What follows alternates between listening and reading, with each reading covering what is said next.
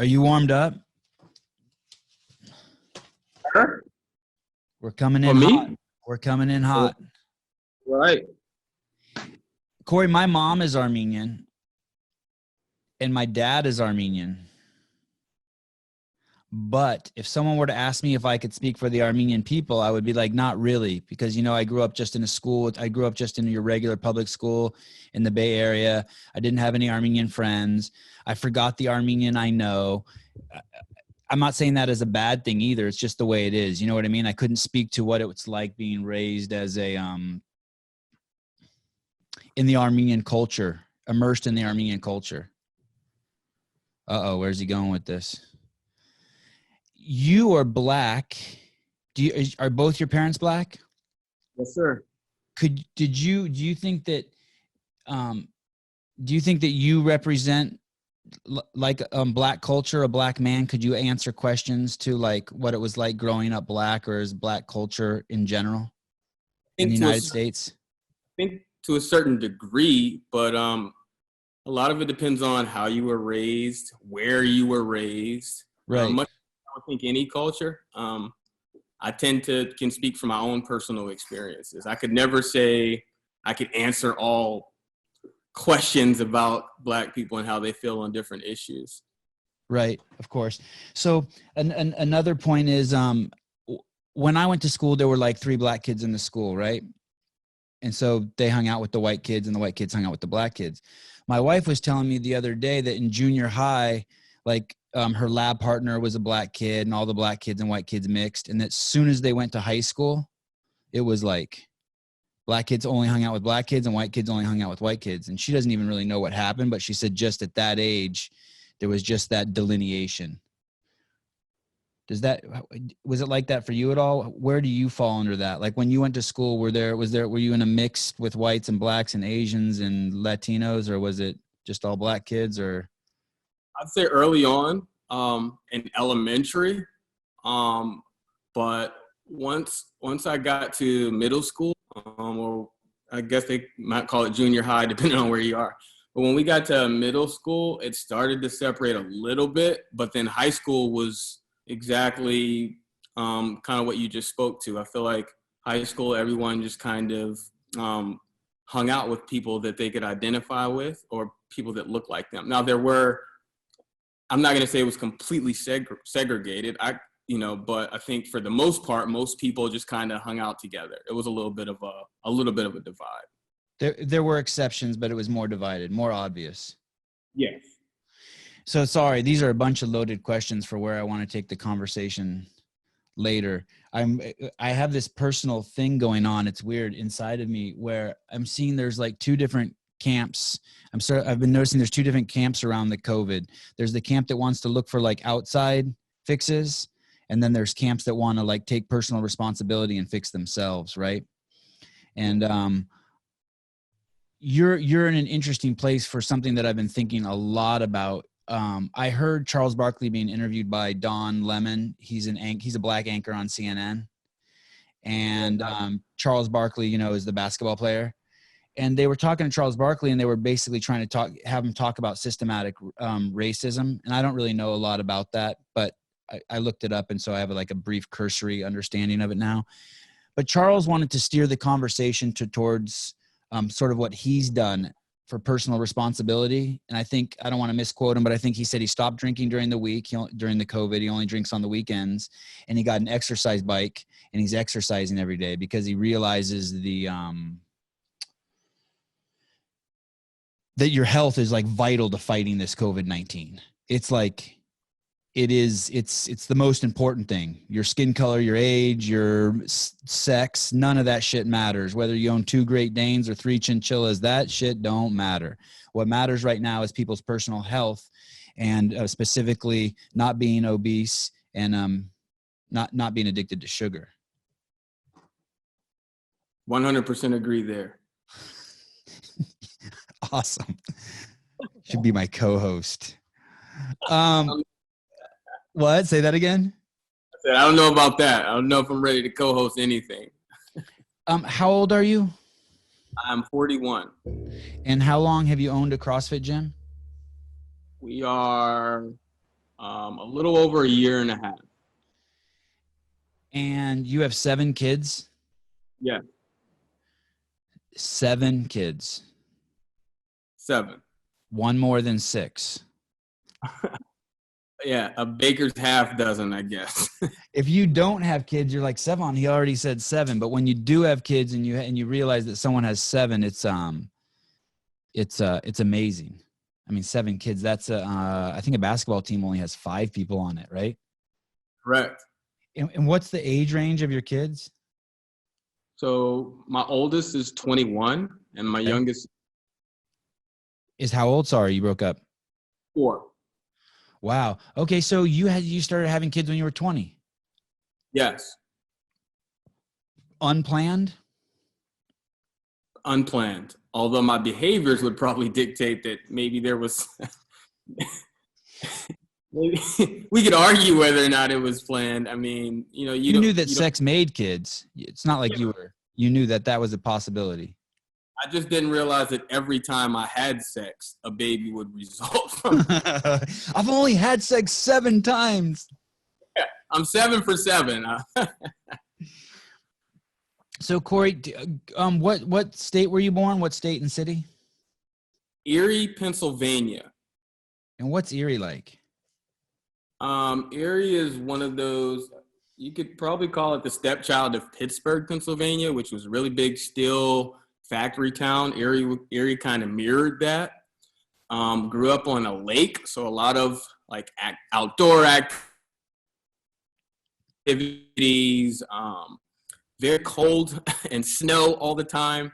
And now just with all the factory jobs being gone, there's literally not much of an economy there at all. There's just, they put a casino there. I guess that kind of is the economy at this point. If you're not in they have a lot of stuff for service because there's a huge senior population. So they have a ton of like nursing homes. And so most of the jobs probably steer that way at this point. But it's a very, very high crime and a lot of poverty in that city, unfortunately. But if you don't live in the city, people outside of the city, they tend to be the people that do well. But most of the people in the city are in poverty. I think a lot of them may not even realize it because it's kind of normal. It's kind of, for generations, it's kind of been like the thing. The baseline is to be poor, so they just see it as the way. Yes. And where is CrossFit Bat Cave, your current gym that you own? I'm in York, Pennsylvania. Okay.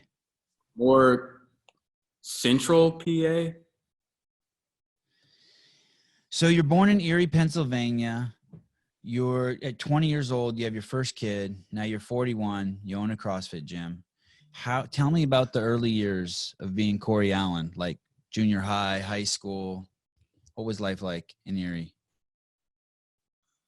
Like I said, I excelled at school for a while. I always was at the top of my class. I was a good kid. I didn't get into trouble in school. I was very shy, quiet.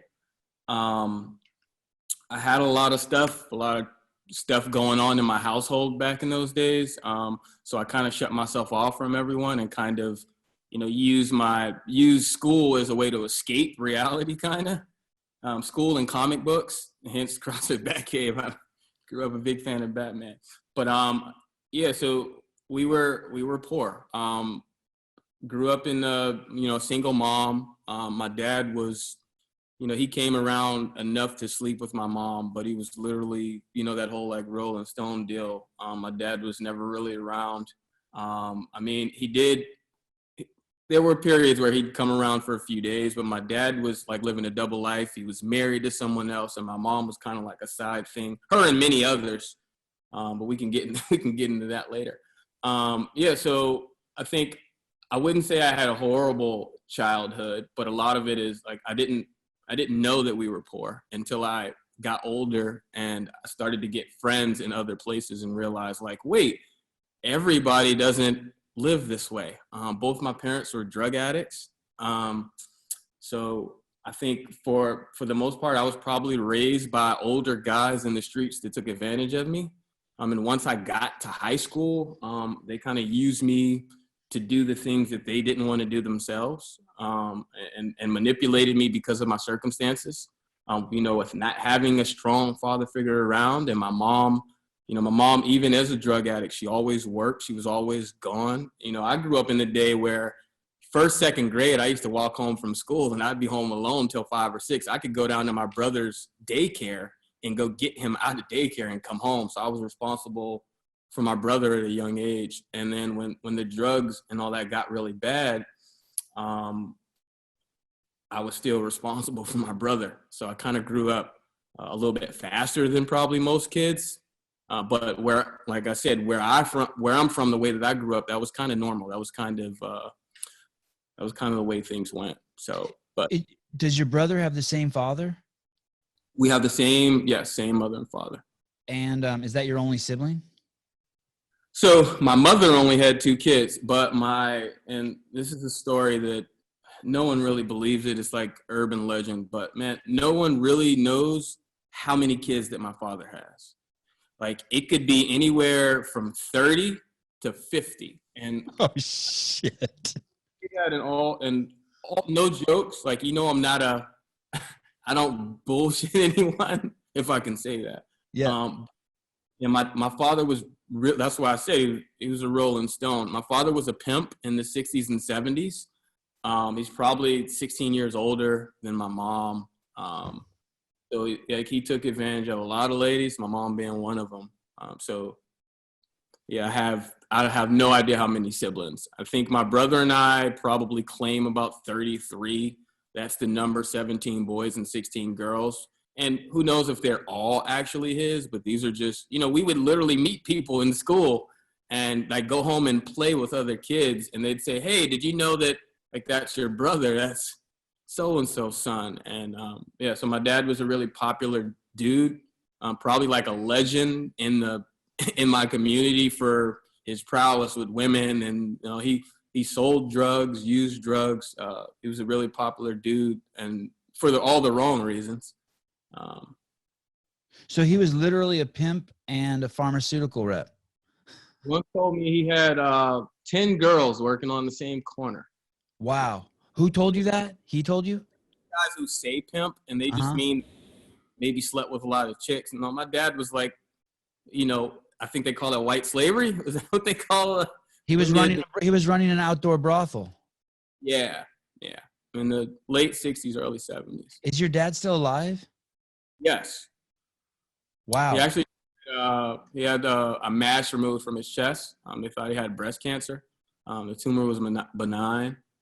We don't talk much. I mean, I don't think we've ever really talked much. It's more like, that distant uncle that, every now and then you kind of give him a hello.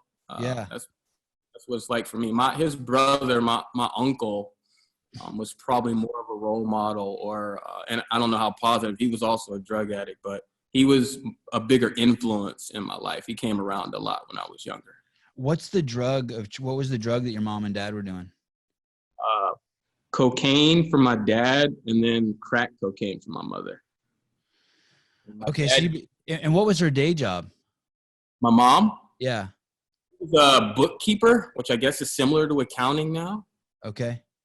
And then she's worked some other jobs like Home Depot and like a couple of restaurants, I think, like, at some brief stints. But for the most part, she was a bookkeeper. And then she used to be a telephone operator for Verizon for a lot of years. And now she's a nurse's aide. She's been clean, I don't know, maybe 12, 13 years at this point. Oh, you must be so proud of her. I'm super proud, man. The fact that she's, a lot of my friends, moms who grew up that way, they're either no longer here or they're still screwed up or they're in prison. So for her to at least be a functioning person at this point is pretty amazing. So very proud of my mom. She's a strong lady. And so you grew up fast. You took responsibility for your brother because you were the older brother, and there were no parents doing it. Your mom was either high or working, which is, I want to say, admirable. I mean, there are a ton of functioning addicts out there, a ton, you know, whether it's alcohol, weed, coke, whatever, even nicotine, although it's, you know, it's far less. We know there's functional carbohydrate addicts, right? 60% of our population. But yeah, it's crazy admirable that your mom pulled through and raised you. Okay. So then, and I'm no psychologist, I'm just making this up. So then basically what happened from there is you had no male role model and you started looking for male role models and you started finding them in junior high and high school. And the way you said that they manipulated and used you, I'm guessing they were having you peddle drugs for them or hold drugs. Yeah. So It you started started off. So it's, oh no, go ahead. No, you go ahead. You started off as a great sentence. Started off, I think I was 13 or 14, and I used to get bullied and picked on a lot at school because a lot of kids made fun of like the clothes that I wear. I would have like holy sneakers, and we were. I mean, while I give credit for my mom raising me and that she did her best, like we just didn't have money, and there were a lot of kids that way. So the kids that had things would sort of kind of make fun of the kids that didn't. And I was a little skinny dude, man. I probably weighed 133 pounds until I was 24 years old. So I was always like a little tiny guy. So when I was 13 or 14, I started skipping school. And How tall are you? How tall are you? 5'10". Okay, so listen, people. Listen, this is a total on the side subject. He was 5'10" and he was 135. Now, that is skinny, but that should let you know how many just fat people there are walking around out there, obese people. Like we've come to accept 200-pound men who are 5'10". Unless you're fucking Josh Bridges or Matt Fraser or Rich Froning, you have no business being that heavy. Okay, go on. That's my little rant. Mr. Know-It-All has spoken. Okay, go ahead. So you're 5'10", 135 your whole life until you find CrossFit. Okay, so let's go back. So 13 years old, poor, and... All right, so my mom started dating this guy, and this guy happened to be a drug dealer.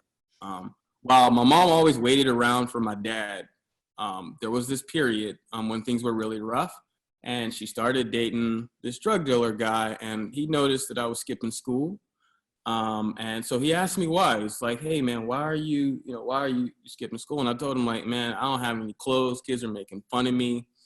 And I just, I don't want to, I have to fight all the time. And I didn't want to do it. I hated life. But so he told me to get in touch with him. He said that he might have an idea of some things that he could help me out with, but he gave me, he handed me some money, just gave me cash and was like, "Hey, we'll chat like a little bit later." So fast forward, like probably, a couple of short weeks, and he's like, "Hey, I have this run that you could go on for me. I'm going to give you X, and I need you to just drop it off at Z, and then I'll give you some cash. And if you do this for me every now and then, you can make a little bit of money, get some clothes for yourself, and get back into school." It was like, I don't want to justify what he was doing, but I think the message was kind of like, "Hey, I'm going to help you, but I want you to go to school because you have potential." At least he took that approach. Although now I know, like, and he gave you a job. And he gave me a job, and that's what happens to a lot. Not a legal job, but he gave you a job. Give me a job, and then with that came, there were a few times I did that, and then one of these times I actually took something to one of my older brothers. I didn't know where I was going. This is back in the like beeper days, the pagers, the giant pager. He sent me somewhere, and it was my older brother.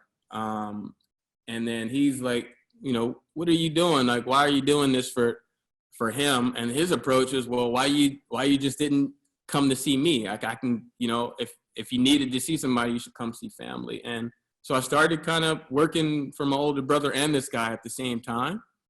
I looked at it, I guess now you could say like multiple streams of revenue. Right. But he dealt with like weed, and this other guy had me move in cocaine for him. So I kind of did both. Did they tell you, like, when you take a job like that, does it come with, okay, if you get caught, throw it away, or if you get caught, don't say our names, or like, is there preparation? Do they explain to you, or always carry it in a brown bag, or always put it in your shoe, or is that all on the job learning, or how does that work? I mean, this is like a Hollywood movie. So there's like basic rules that's explained. One, when you're that young, everyone knows you're a juvenile. If you get caught, you're not going to get in a lot of trouble unless you killed someone. When it comes to drugs, you'd probably do a little time in juvie or maybe get some probation. So just have the understanding that that's a possibility. If you do get caught, don't say anything. We'll take care of you. You probably shouldn't walk around with it in your hands. You probably shouldn't tell a bunch of your friends that you have things. Keep it kind of close. And at that time, in the beginning, I wasn't doing a lot of like drug peddling necessarily. I would just kind of middleman, take this here. But then, once I started working with my brother and learning a little bit, I got into that. And that's probably when I was, 15 or 16. So you were, it became busy. It became a full-time job. Started as a part-time job once a week, once every 2 weeks. And then next thing you know, you were running and selling and you had your own small business going. Yes. And then did you start smoking or doing any coke at that age, at 15? So I've never in my life tried coke. I saw what it did to my parents and my aunts and my uncles and even the people, that I served. So I used to smoke a lot of weed, which I think most teenagers at that point, now it is what it is. But even back then, I think a lot of young kids experimented with like drinking alcohol, smoking cigarettes, a little bit of weed, but I never tried any hard drugs. A lot of my friends did, but I just kind of looked at myself and said, that's not what I want. I had an end game, but my end game wasn't to become an addict. Like I wanted to go on and maybe, start a business or something. You kind of fantasize with that stuff. So I'm going to go off on a little tangent here and preach to anyone who's listening. They always say, don't do drugs, don't do coke, don't do cigarettes, don't do weed. And everyone's right. But I want to tell you why you don't do those things. People are always saying it's bad for you. That's not why you don't do drugs. You don't do drugs for any drugs if you can, or anything that's addictive, for this reason. One, there's only two end games. You quit, and the rest of your life you wish you could do it, so it's taking up some of your fucking headspace. Hashtag nicotine. Or two, you die prematurely. Those are the only two things. That's why you never want to try nicotine, and you never want to try coke, and you really don't want to ever try weed, because there's only the endings are, and there's people like, oh, I used to smoke, now I hate it. Those people are fucking lying to themselves. Anyone who's ever done nicotine wants it back in their bloodstream. It's fucking amazing. I know, because I used to be a smoker, and nicotine is great. And the same with coke and weed. No one's like, you could have been a coke addict, but the rest of your life, you're going to be wanting it back even after you quit. So you could just avoid all that and never do it and have all of your headspace to yourself the rest of your life. Even if it only creeps in once every 3 months or when you're drunk at a party, it just sucks that addiction, once you have it, it'll be with you till the day you die. Or the other option is you die from your addiction. So that's my little thing. It's not because it's bad for you. It's because you don't want to give up the headspace and you don't want to die from it. All right. All right, Corey, back to your story. Now I've done my little pulpit dance. So something went sideways, right? How long do you do this? From 13, you get into the business, and how many years do you do this? And how often do you get caught? So I think I was 20 years old the first time I got in trouble, like legal trouble. At 20 years old, and then you're building your way up to like going for trial, and there's like it was almost a year in between getting arrested and actually going to prison. But even in that span, I got in trouble 2 more times, and I'd get out on bail, and I'd go back to what I knew, and so eventually I guess they just got tired of my shit. They locked me up. So I did about, I think, a little over just about 3 years. How stressful is that to get arrested and be released and having a trial over your head? Or do you just wake up every morning just fucking biting your nails? I would fucking lose my mind. Man, I woke up every day thinking I got to do everything I can to pay this lawyer so I don't end up in prison longer. But Okay. also in the process, it's like I had newborn kid, act 2 at that time. I still got to take care of the kids. My mom wasn't doing well. I was still responsible for my younger brother and my mother. I still had responsibilities, and a job just was never, a regular job was just never in the equation. My my father had a small pallet recycling company, but he didn't pay you money. I mean, while I was a teenager, I would work for him for like a couple of weeks here or there, but I would make money and then I'd take that money and then go buy drugs and make more money with it. It was just, kind of like a bridge, but I'd never really had a consistent job, or never did I even think that I wanted one. It seemed like people worked a lot, spent a lot of their time working, and they didn't have all the nice shit. All the people in the neighborhood you grew up with, all the people that everyone looks up to are the guys with the nice chains and all the girls and the big cars and houses. So that was kind of what we looked to. When you got arrested, did someone wear a wire in on you, or did you just get rolled up on by the cops? Or So my first time getting arrested, a buddy of mine, we leased a vehicle from an addict. And it turns out that this addict had actually stolen someone else's car when they went to sleep. I guess they were both like binging, and then she just like took the keys and then gave it to us for little or nothing. So we were just riding around town, smoking weed. And police got behind us, and we pulled over, and they searched the vehicle, and we both had drugs, so they took us in. And then the next day, I think maybe about a week. I think I spent maybe a week in prison, and then I got out. was it a badge of So it was honor in a just way? being stupid. Was it a badge of honor at all? Or was it like, oh, fuck, this sucks? Or was it like, how does that work your first time prison? Are you like, oh, Jesus Christ, I'm going down the same path that so many black guys have gone down. I'm becoming a statistic. No, man, and oddly enough, you're right in that. In a way, you get a little bit of credibility, especially if you didn't tell on someone or take someone down Right. with you. If you just so I mean, and then there's also the other side of people are like afraid to work with you because like, how did you get out?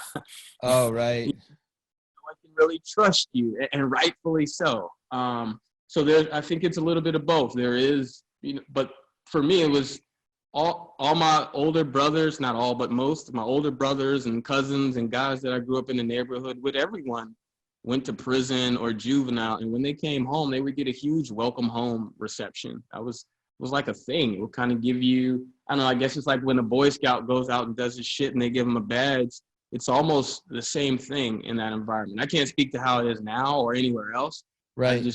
Where I was growing up at that time in the 90s, that's kind of how it was. Even when I did do my time and I came home, I was more popular than I'd ever been because people hadn't seen me, and then they did, and you get the, oh, you picked up weight, you look great, so. My friends who had gotten in trouble with the law too, it was like that. It was kind of unspoken, but I kind of looked up to them, like you were arrested for having a gun in your car at 17. I was like, oh man, that's pretty cool. I mean, I didn't want to get arrested with a gun in my car, but I still like, or so-and-so held up a store with a shotgun. When you're a kid, you're like, you don't look at it from an ethical or moral or what's right and wrong view. You're just kind of like, wow, that took some courage, or that's pretty crazy, or that person's got some balls. Or it's weird how, I guess that's just the testosterone flowing through you, but you're kind of like my friends and I were kind of like just ignorant gorillas. You know what I mean? You're just a chest pounding 17-year-old. And if you don't keep these boys busy, I mean, we got in trouble. I guess that's what we did. Now that I think about it, anytime we weren't busy, we were getting in trouble. We were doing some sort of rock throwing, metaphorically speaking. Yeah. So you get arrested. Then while you're out on bail, you get arrested 2 more times. Then you do 3 years in jail. Is that, and at that point, how many, say that again? Sorry. But yeah. One more time. I couldn't hear you. A little under 3 years. I think it was like 28 or 29 months. And that's in Pennsylvania? Pardon? Is that in Pennsylvania? Yeah, and I went to the state prison. And is that just horrible? It's better than county jail. State prison, it's almost like going to college in a way. As far as criminal activity, you're now placed in front of guys that have been doing this shit a lot longer than you, and you kind of you're able to see these guys that everyone kind of looks up to, because of their status, and if you're lucky enough to have one of those guys kind of grab a hold of you and pass some of that information along, you almost feel like you got more tools to do shit better the next time. So in a way, I think state prison probably prepared me for more trouble down the line than to actually make me want to change. So it's a mentorship, how to cut your drugs, where to hide them, what to say to cops when you get pulled over, which cars you should drive and shouldn't drive, what time of day you should drive. Everyone's just sitting there just comparing notes, and the guys at the top of the food chain are giving the mentorship. Exactly. And you could meet guys that can get shit better or cheaper, or can maybe even patch you in to better resources. And there's some of it's just total bullshit, and then some of it's actually good information. You just have to hopefully come across the guy that actually knows what he's talking about, because a lot of guys are just lying. But I met some really interesting people. So you leave there at like 23 or 24 and you just go straight back to work, straight back to the business? No, so my first time getting out of prison, I wanted to go to school for business because I had spoken to a guy in prison that told me how guys that sell drugs are essentially running businesses. They're entrepreneurs. Said maybe I should look into getting in that. So and they were giving out a lot of grants and stuff for guys at the time if you did time, to just try to help like reduce recidivism, I guess. Plus I had a parole officer who was on me. So I had to work or go to school or go back to jail. So school was the route that I chose. And I probably switched my major a shit ton of times and never graduated. I racked up a lot of debt, just because, well, turns out school isn't for me. I know that may sound a little bit stupid to people, but No, I'm not I get it. I get it. classroom, listen to someone. I'm ADHD. I need to be hands-on. I need to actually do something. So I think if someone would have told me a trade back that far, then maybe a trade might have been something that stuck. But yeah, after probably about a good year, man, I wasn't involved in anything other than school or working. And I eventually took over my dad's business for a little bit. But Pimping? Your dad's business of pimping? No. So my dad owned a pallet recycling company. Oh, okay. Right. Okay. You said that. Yeah. So I think, yeah. And so one day a buddy of mine gave me a ride, and I'm riding with this guy. And in the process of him taking me to school, which was essentially a 10-minute walk, we are riding around and he's smoking, and I'm not smoking because I don't want to fucking piss dirty and go back to jail for smoking weed. That's stupid. Right. I mean, right. It's all stupid, but out of all things, you don't have to tell guys, yeah, I'm back because I wanted to get high. That's ridiculous to me. So we're riding around, and in the process of us riding around, he's just making deliveries like it's nothing, At this time now, like he has a cell phone. I had, previous to that, I'd never owned a cell phone or anything. I didn't grow up. Like when I went to prison, there were cell phones, but it wasn't as big of a thing. Like you go away for almost 3 years and come back, shit is different. Everyone has one. Right. Everyone. So I'm riding around with him, and he's like making crazy money, more than I'd ever seen in my life at that point. Just within a short time I was with him, and then he let me out, and he's like, hey, if you ever need something, come see me. And I'm like, nah, man, I'm cool, man. I'm trying to do the right thing. So like fast forward maybe a month or two later, I'm riding with him, and I'm frustrated. I'm not doing well in school. My grades suck. I'm living with my mom. I got kids. I'm working jobs like for temporary agencies, and they're shit jobs. I'm making, $7, $8 an hour. And it's not enough to even get out of my mom's house. And I'm not trying to justify anything, just showing you where I was. Painting the picture. Yep, painting the picture. So, and just feeling like, what the fuck am I gonna do? I'm always like gonna be stuck here. I didn't feel like there was anything that I could do, and I just remembered him, and I gave him a call, and yeah, he hooked me up, and I'll give it to him. He definitely did me. He definitely looked out in the wrong way, but to just give me what he gave me was a really good starter. And then from there, once I started, I did really well. I had learned and seen a lot. And at that point, I probably surpassed all my peers, or most of them anyway, because a lot of guys were just like content with having nice jewelry and clothes and cars. And I'm like, no, man, I got fucking kids I want to take care of. And I want to like get my mom out of this, situation she's in. And I want a better life. So I didn't value material shit.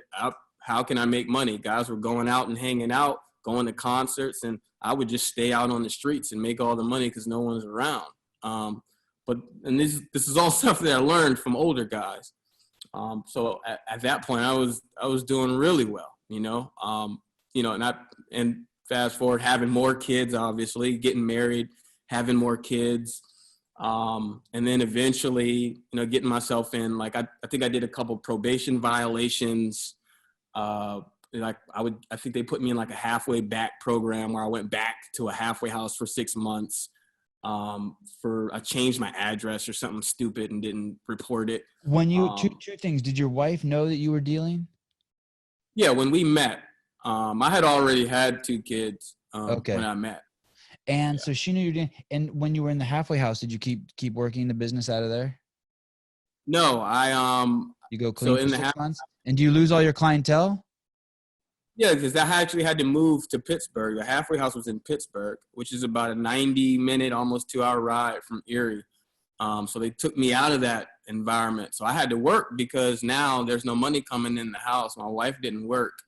So I had to work. So I worked a really decent job. I think I was maybe making $12 an hour, which back then was really great money compared to the $7 or $8. Right. And then I was in a halfway house, have a shit ton of expenses, and I could just send money home, to my wife and kids. So it's crazy. You're just, it's interesting. Out of necessity and responsibility, you chose the job that had made the most money.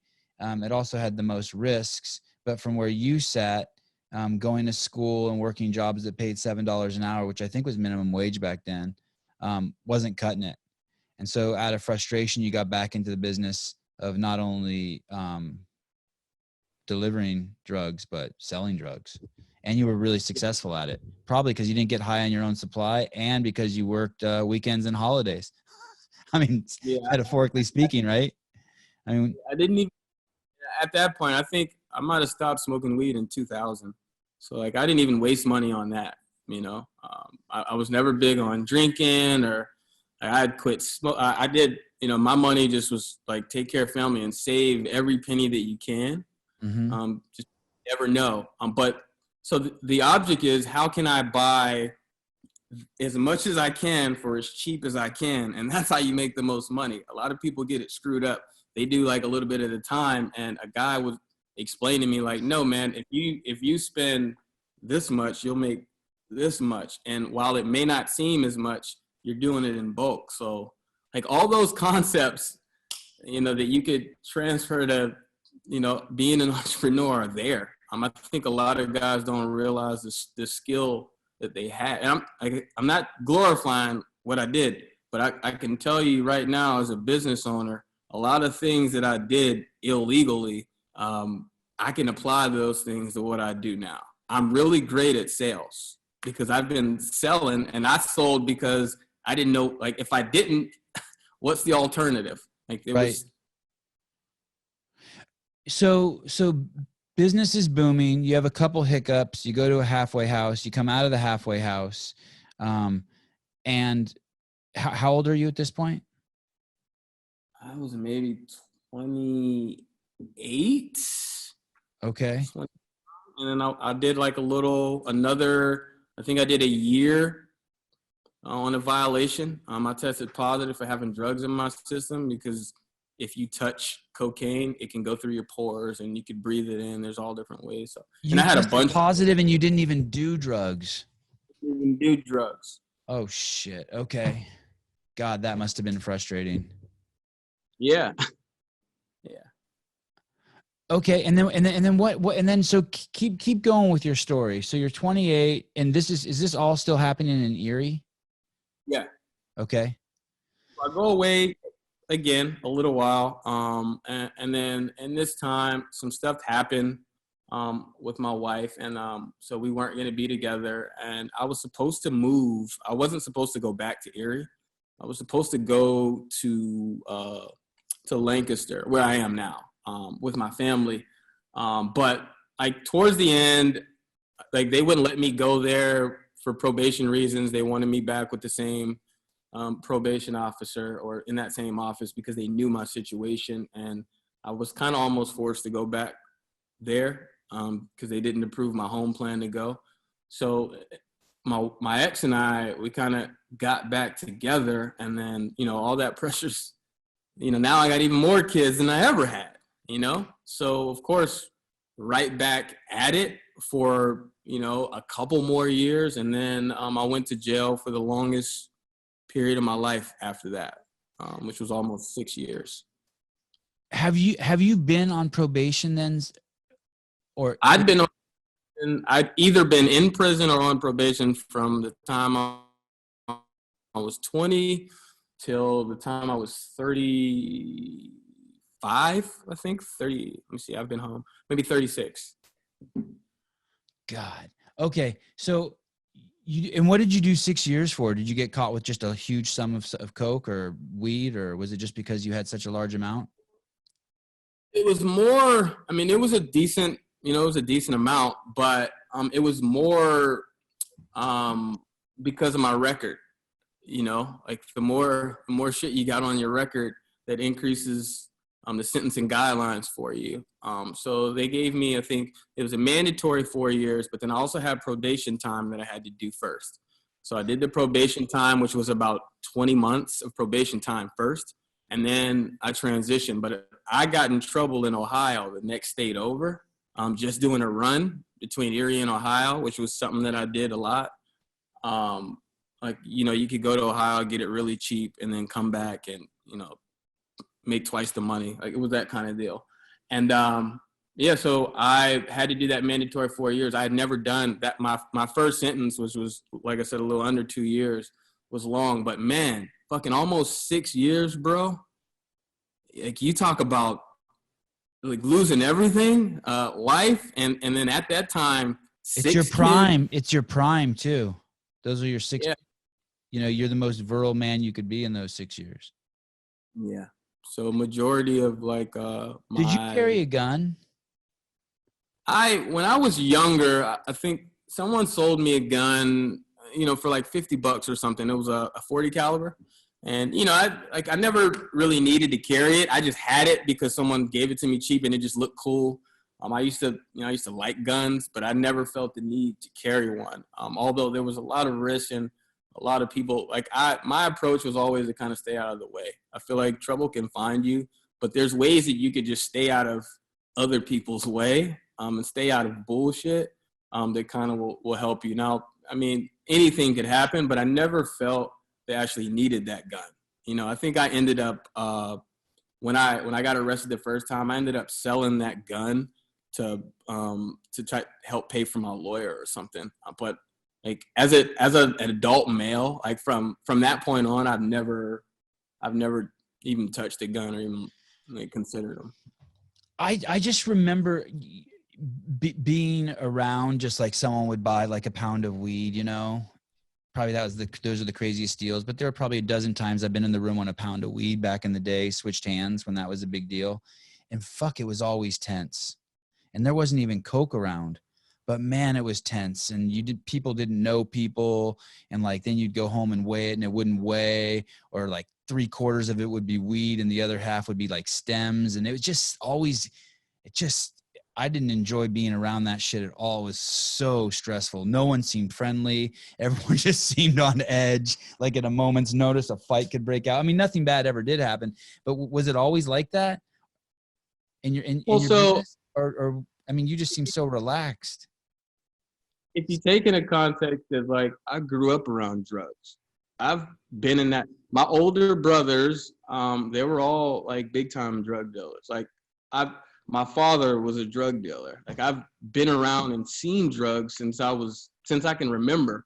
Drugs have always been a part of my life, even when I may not have been aware. But like in retrospect, like holy shit, it was like, so for me it was fairly normal. The only time I ever felt probably nervous was a buddy of mine, and may he rest in peace. We went to Rochester, New York, because he was dating this girl who's like, hey, I know these Jamaican guys and they have some really great weed, you know? Oh, sounds scary already. Sounds scary already. We had balls though, man. We were fucking, I think I was like maybe 17 or 18 or something. And he was a couple years older than me. But you know, and he wasn't scared of anything, man. Very unfortunate about his passing. But so we went to go see these guys, and then we get in, and then for the first time ever, like they fucking locked the door behind us. And they got a fucking 12-gauge shotgun on the table. And the one guy's like, hey, give me the money, and he's gonna go get the shit. And I looked at my boy like, man, we give him the fucking money, they're gonna kill us. Well, then you're in there, and then you're like, well, what else do? You really don't have a choice. I don't want to lose, my life over money, but I mean, it went well, but that was like the scary. So from that point, I was like, you know what? For one, I ain't going to meet random fucking people, and two, I ain't going in their house. Right. I'm not going to do things that way, even though we came out of it, and I don't know, the weed was great. We made, some money or whatever, but and it wasn't worth it to be in that. But that was the only situation that I can remember that I ever felt tense. Other than that, I usually dealt with people that I know or were acquaintances of other guys that I knew. So it was like a really cordial thing. And I think probably because I was so quiet and laid back and reserved, I wasn't a flashy, cocky person. I think guys just knew, like, I just wanted to make, some money, and that I think my track record in that I was kind of good at what I did. Guys that knew that, they knew that they could depend on me to always come through and have stuff. And then I would get stuff for myself. And then I knew a lot of guys that wanted stuff. So I would middleman. And so I had some really cool connections. So you were professional. I don't know about professional, but you were professional. I was kind of seasoned. I think, just years of listening and learning. When you're 29 years old and the judge says, Corey Allen, I'm going to give you 6 years in the state pen, do you just start crying? Like I would start crying, I think.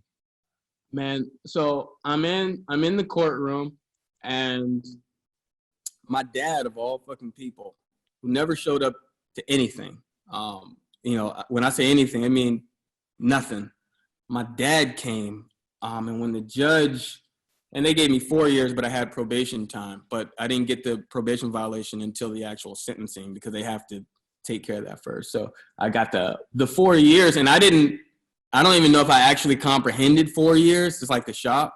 But I look over, and like my dad just fucking starts bawling. And then, I think my mom, my ex-wife, and one of my kids, she was holding one of my babies at the time. So I got back to my cell. The sheriffs, take you over to the holding cell before they take you to prison. And I'm like, man, fucking like 4 years. What am I going to do with 4 years?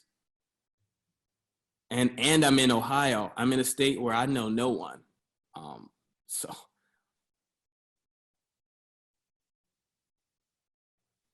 Crazy. So you did 4 years in Ohio and 2 years in Pennsylvania, or you did all 4 there? I did. So Pennsylvania came and picked me up once I got sentenced. I had to do their time first. I was obligated to do that first because it was prior. Right. So I did the Pennsylvania time, and then they came back and got me, took me back to Ohio. Ohio came and got me, and then I did the rest of my time in Ohio, which, if I'm being honest, man, was probably the fucking best thing that ever happened to me.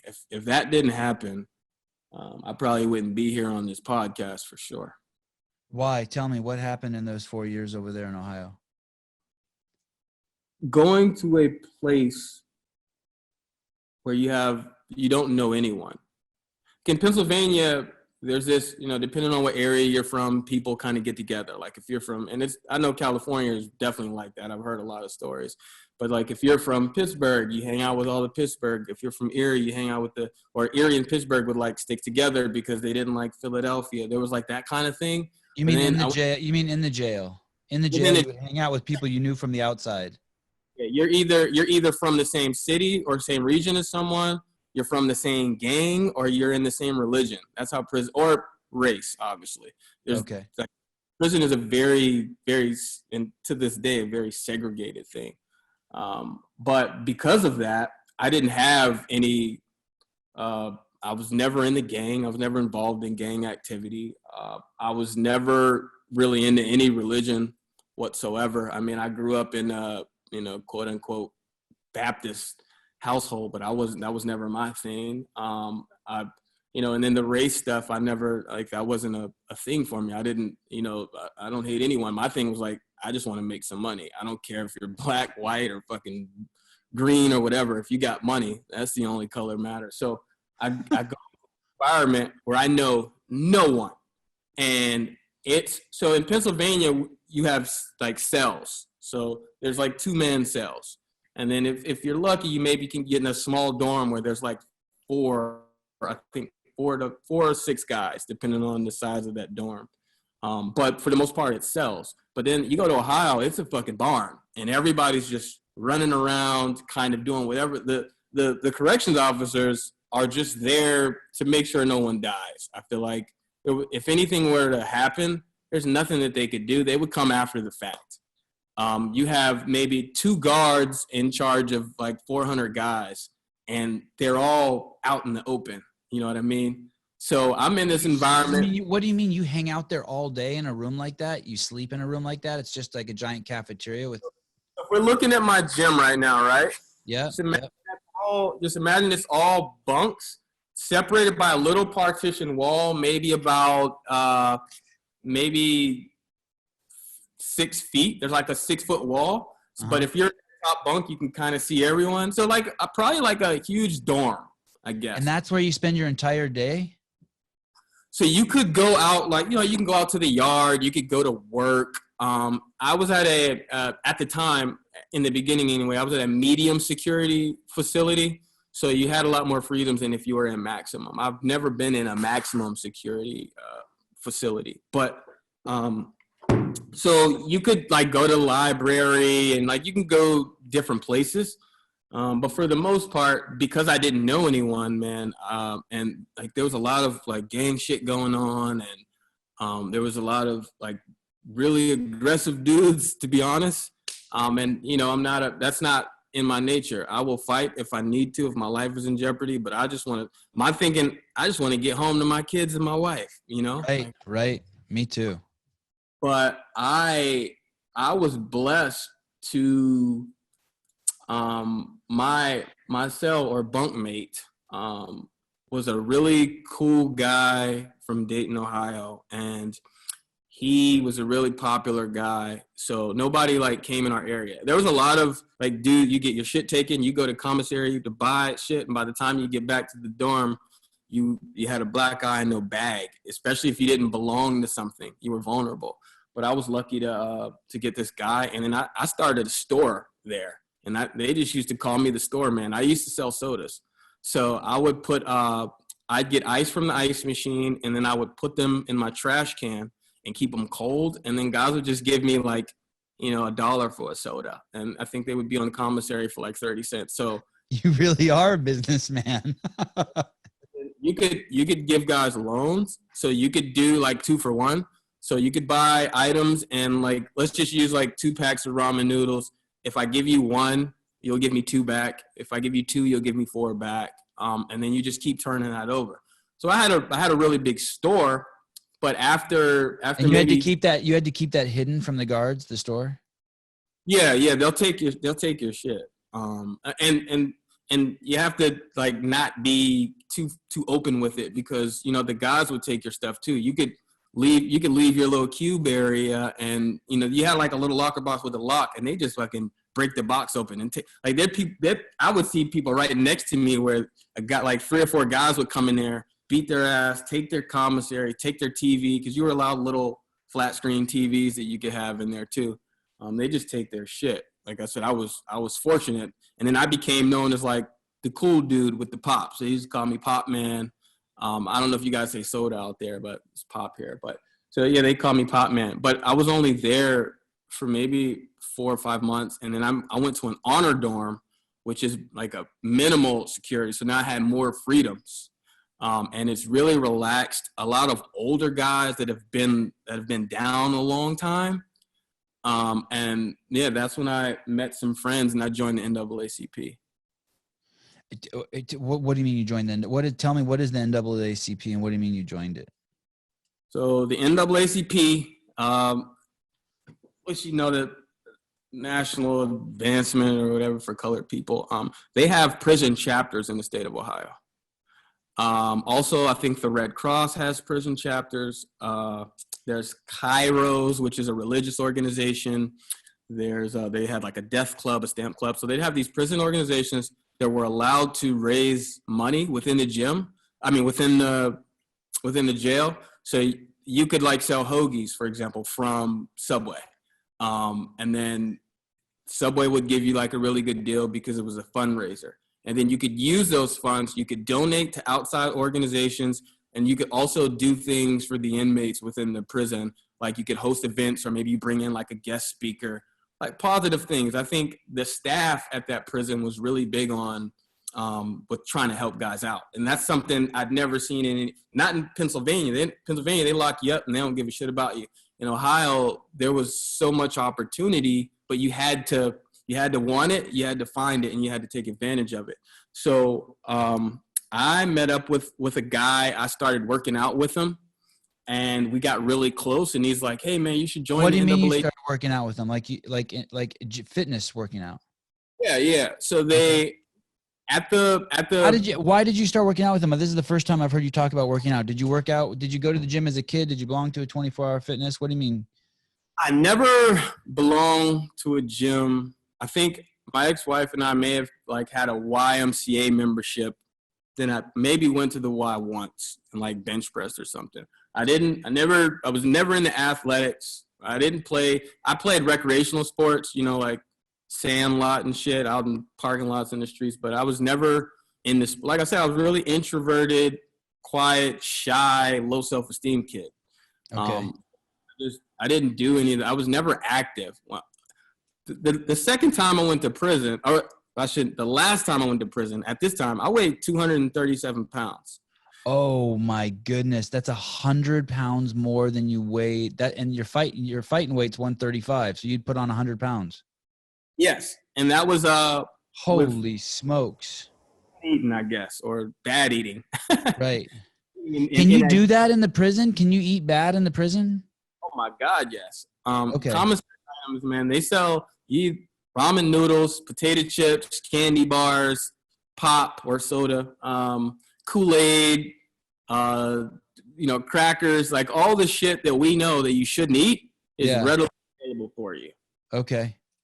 So just to kind of dial it back a little bit, when I got sentenced the first time, when I got sentenced during the probation time, I met up with some guys, and this is back, I'm in Pennsylvania. I met up with some guys that had grew up in the same neighborhood as me, so I hung out with those guys. One of them was my cellmate, and they had a little workout routine going. I had gone to the doctor because I was waking up, like I had to piss like 4 or 5 times during the night, and I would wake up and I couldn't see. I would like literally be blind, blurry.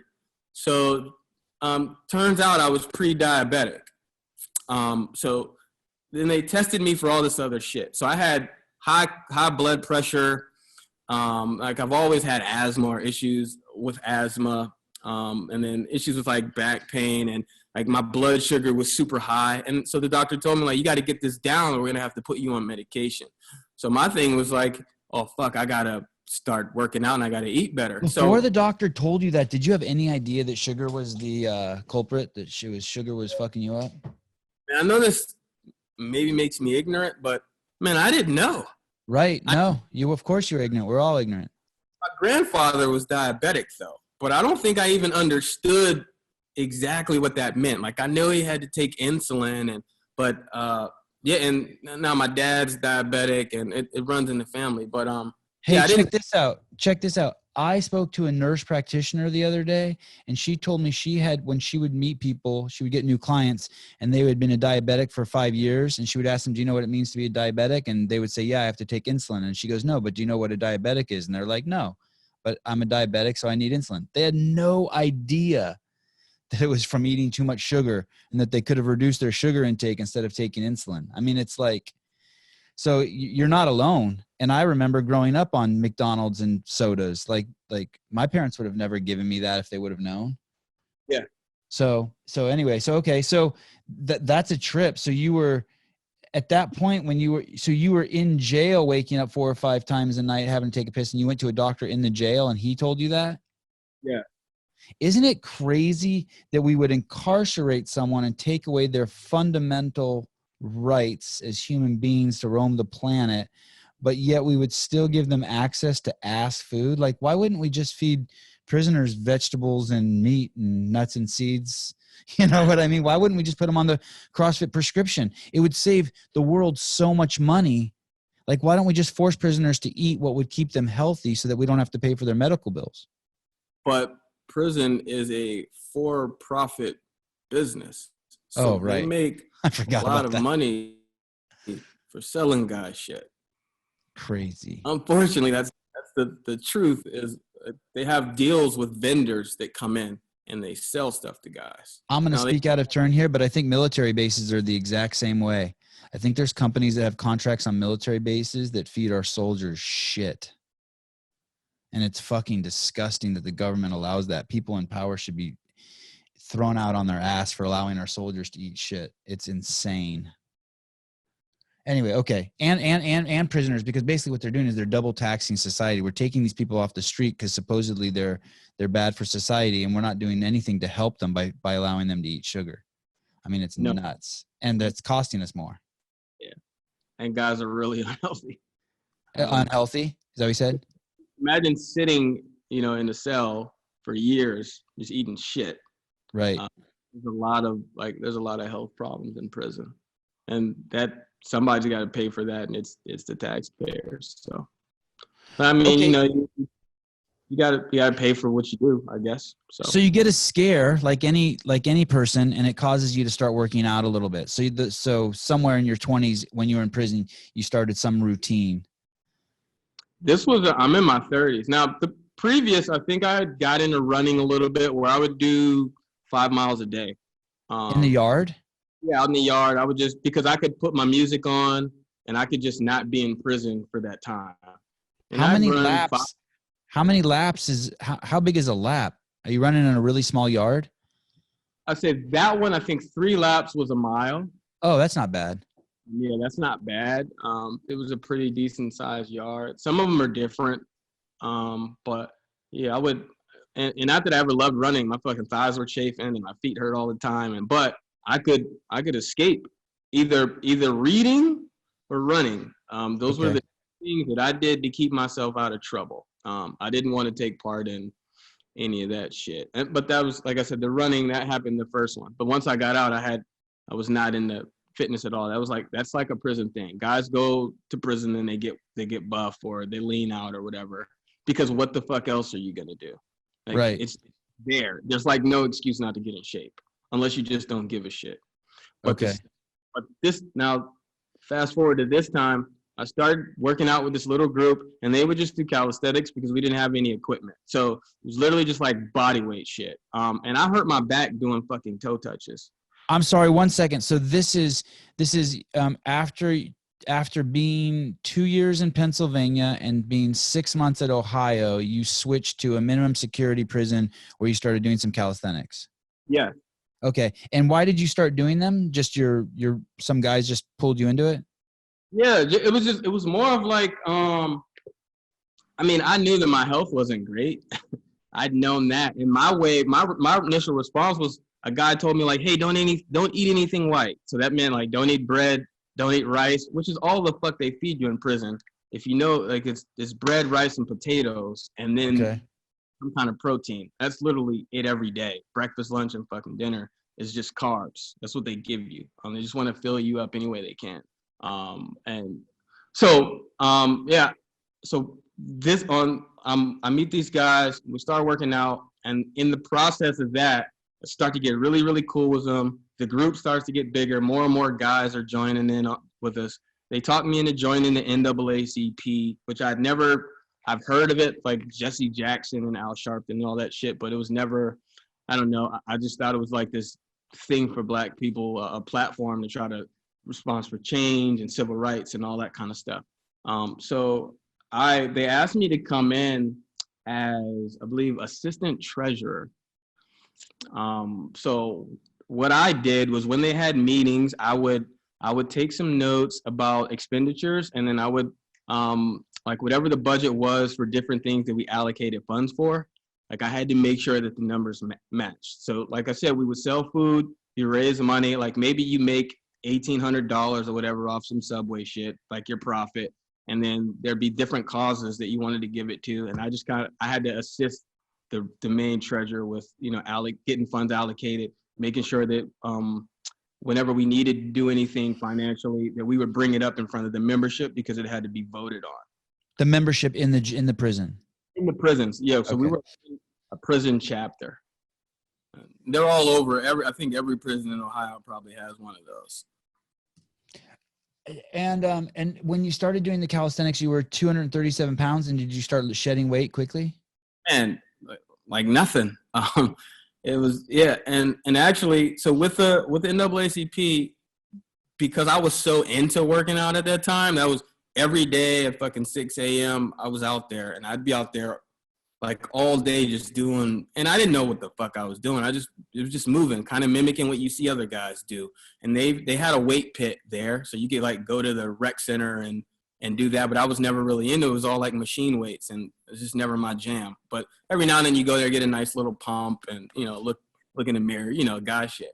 But yeah, so they tasked me to become the chairman of the health and fitness committee. So then I had to get some guys to work under me on my staff. So I created a committee with some diverse guys that I had been working out with. At this time, the NAACP, that chapter was probably like 99% Black. There's like maybe, a handful of non-Black people, but there's so many benefits because you would get discounts on food, and, guys are always going to kind of cheat the system. So they would kind of sneak in. You pay like membership dues yearly. I think it's like $50 a year or something. So that you get in there, but then they have like banquets and like a lot of free shit for people. So I created this committee, and we would actually create fitness programs that we would do in the gym. So we would get money allocated for resources to either bring in a personal trainer as a guest speaker, or maybe get a little bit of equipment that was maybe broken or ruined at the gym. And then so that's how I got into it. And we started doing. Are you familiar with like Insanity? The like Yep. We actually purchased the Insanity, and we were doing that. And then the sergeant in our dorm allowed us to have that as a program. So we would allow guys from other units to come in and do that with us. And then when does CrossFit come in? So if you know anything about any of those like at home, and I know a lot of people are probably fucking struggling with this now, but those like you mirror what you see other people doing on the video kind of programs, man, the shit gets boring. And at that time, I think there were 2 DVDs, and you do the same fucking workouts. We did one cycle, But a buddy of mine, Steve Kaysen, I came to the dorm one day and he was in the back. We had like a common area where you could either read, study, or work out. And initially it wasn't that, but once we started doing the programs, they allowed us to like work out in there, which was pretty cool. They like put in a pull-up bar and dip station and shit for us. So it was cool. So a buddy of mine was in there, and so he's doing what I now know is Annie, but at the time I had no fucking clue of what he was doing. I just see him, the jump rope work looked good. It was like fast, and he's doing the sit-ups, and I'm like, man, this looks cool. And he's like dying, like in front of me. He's like going super fast. So like when he was done, I'm like, damn, man, what was that? What routine you following? He's like, oh man, this is CrossFit. My family sent me these workouts or whatever. And I'm like, what the fuck is CrossFit? Like I didn't know it was a thing. And that was probably 2012 maybe. Okay. 2012, 13 maybe. Yeah. So he started telling me about it. And he gave me a book. There's a book by TJ Murphy. I think it's called Inside the Box or something like that. Gave me that book, and man, I read that. I think TJ opened the second or third box in CrossFit. I think when he opened his affiliate, there were maybe only 3 boxes or 2 boxes. Anyway, go on. I'll have to look that up. So he gave me that book just to kind of like, hey, just check it out. I used to read a lot. I'd read novels in fucking 2 days because what else are you going to do? So I got that book, and like a couple days, I read the book and loved it. And then he had the Rich Froning's first book. I can't remember that book. So I read it, and then I was just really interested in how they talk about community.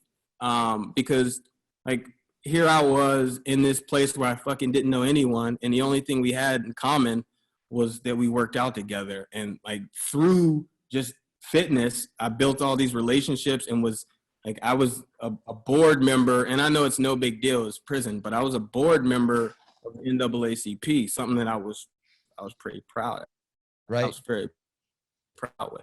And that was just the different workouts. Like I'd never seen or heard anything about it. And then, so we had a little whiteboard in that quiet area, and we'd have workouts up there.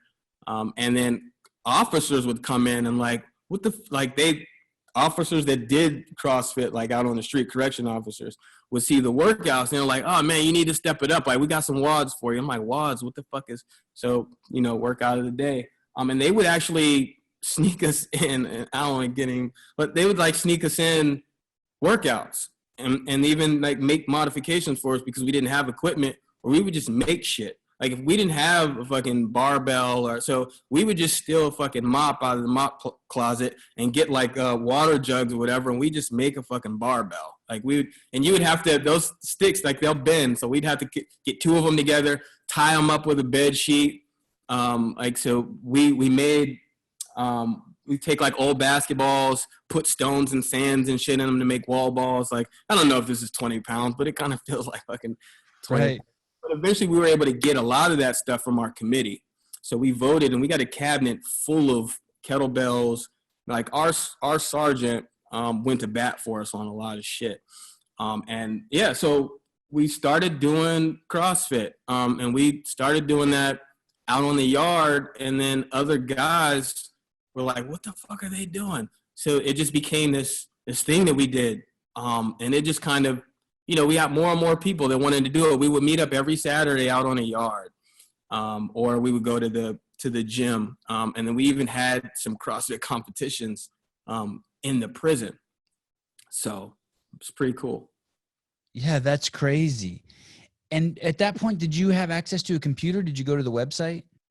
Man, I couldn't go anywhere, but I'll tell you what, the sergeant of our unit, man, she and other like correction, there's like officers that just like patrol. Then there's like the sergeant of your unit who like runs everything, man. And she was one of our representatives, one of our staff representatives that would advocate for us for certain things, especially when it came to programs. And she was really big on anything positive.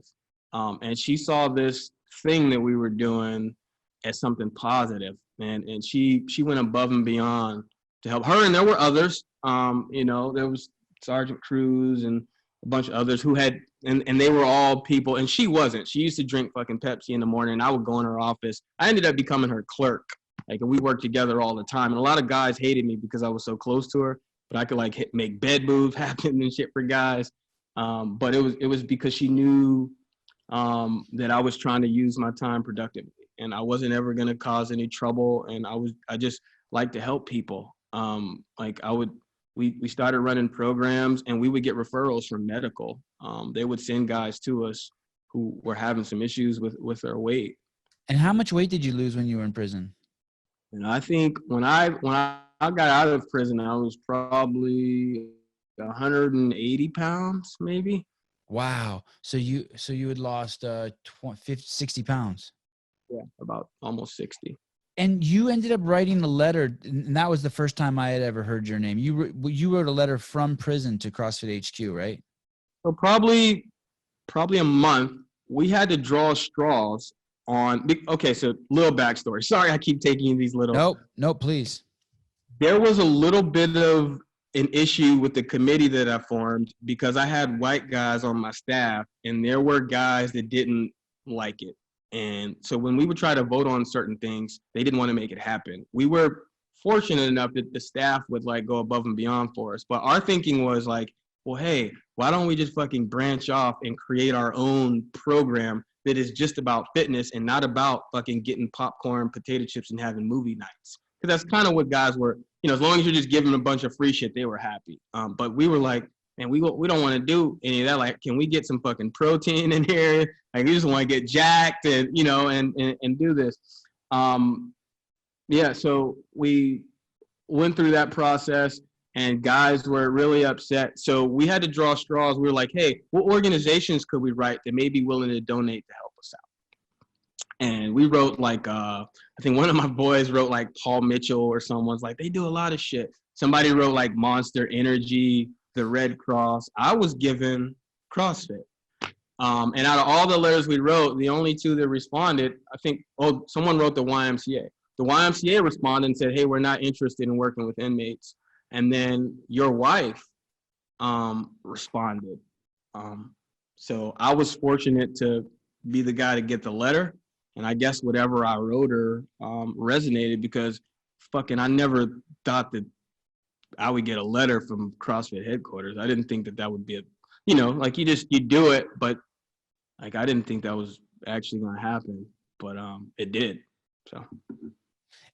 And then, so what happens from there? So basically you see a guy doing CrossFit, you take your go get it attitude and turn it into a CrossFit group, a CrossFit club, basically in the prison. We called it Fit for Life. That was the name of our program. What was it called? Fit for Life. Fit for Life. Are there any prison affiliates? Like, do you become affiliated inside of there? No.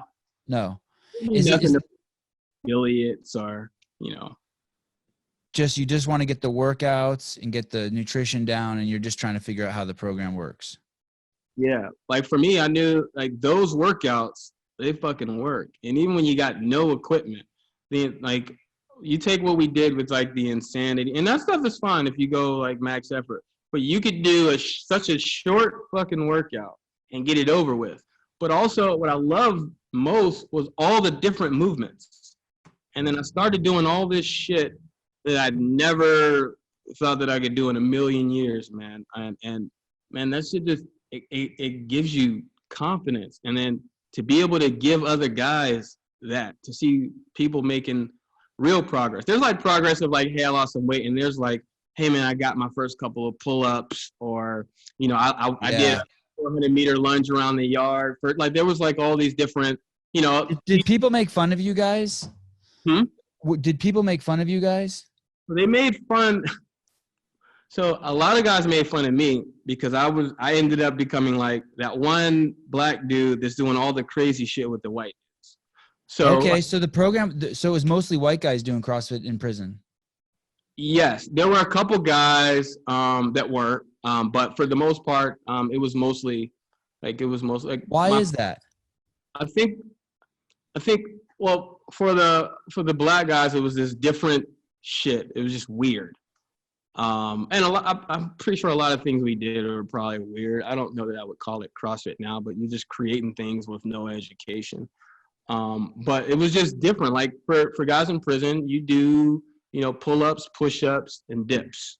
And, and that's, and maybe some sit-ups. That's like the standard workout. But to do that every day, all day, like there just wasn't, we like to do different things. But my friend, one of my buddies, there was the guy who introduced me, and then his bunkmate. His bunkmate was a guy named Chris, who unfortunately overdosed in heroin a couple of years back. But Chris became like my best friend. So he was like my secondary, on my staff. He was like my guy. Chris was the one who, he had a lot of resources. He was like not rich, but his family was well off. So he had a lot of resources to different things. And his family would always send us, like mail us information. And he was really cool with staff because he was like a clean cut kid. We kind of put him as like the face of what we did. Did he die of heroin overdose in prison or outside? Yeah, he passed away outside. There were four of us.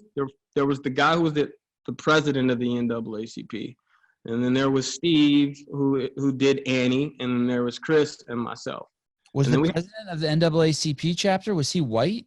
No, he was black. Oh, okay. I was like, holy shit. Oh, no. I don't know that would ever happen in there. It's pretty, I don't know, but who knows? But yeah. So, but out of the four of us, I think Aaron, he does like power washing homes, and he has a stake in a bar. And then Steve, who's the guy that introduced me to Annie, Steve, he just bought his first house and a motorcycle.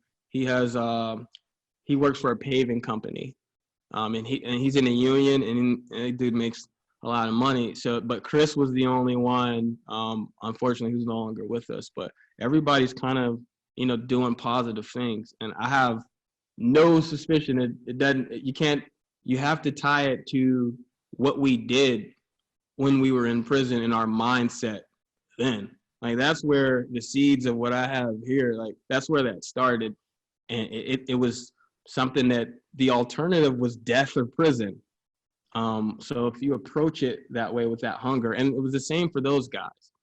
But Chris, he'd always struggled with addiction, and I feel really bad because toward the end, I didn't even know that it was that bad. And I just got a phone call from Steve telling me that Chris had passed away. But if it wasn't for Chris, I don't know that I would be here either, because he was definitely instrumental in helping me understand what CrossFit is and then how to apply it. He was like too smart for his own fucking good. Like, the dude he could have done anything. He chose to do heroin. Yeah. When you were in prison and you were getting close to your release date, did you know that you would continue doing CrossFit when you got outside? And did you know that there were affiliates? And tell me about your first trip to an affiliate. Okay. So for maybe, I think almost 2 years, Haley and I were talking back and forth. And Haley works at CrossFit HQ. Yes. So for almost 2 years, CrossFit was interested in coming in and maybe filming a mini documentary of just a bunch of guys in prison with limited resources trying to make it happen, but also like to maybe teach us some movements and to kind of give us some perspective of what CrossFit actually is. The prison didn't want to make it happen because they thought it'd be like a security risk. If CrossFit would have came in and said that they were giving us fucking cookies, though, they would have more than welcomed me in. Right. But so at the final straw, like, everything fell through. It wasn't gonna happen. Like, I apologized to Haley because she was like trying her best to make it happen with me. And her last letter to me while I was in prison was like, hey, when you get out, just look us up.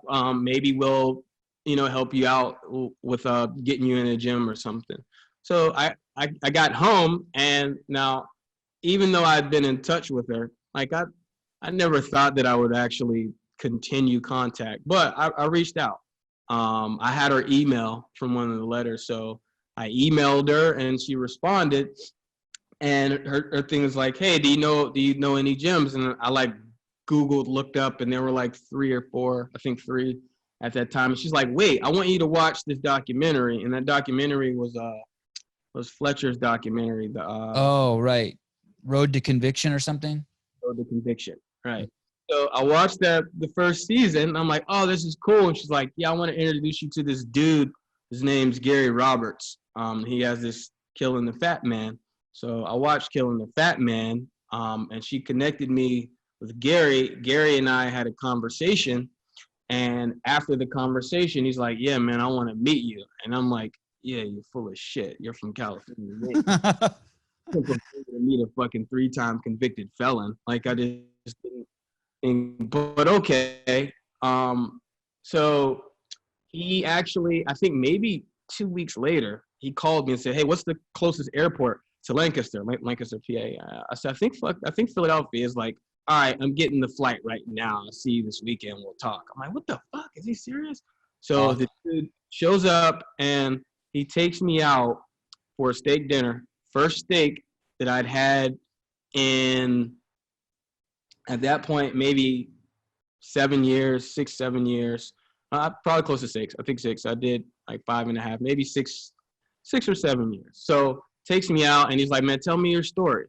So I just start talking to him, kind of explaining what I'm explaining to you right now. And he's like, "Man, I think you got a really cool story, and I think we'd be interested, we being CrossFit, we'd be interested in telling your story. And if you allow us to, to tell your story, we'll help you out with getting you in the gym, finding you a home gym.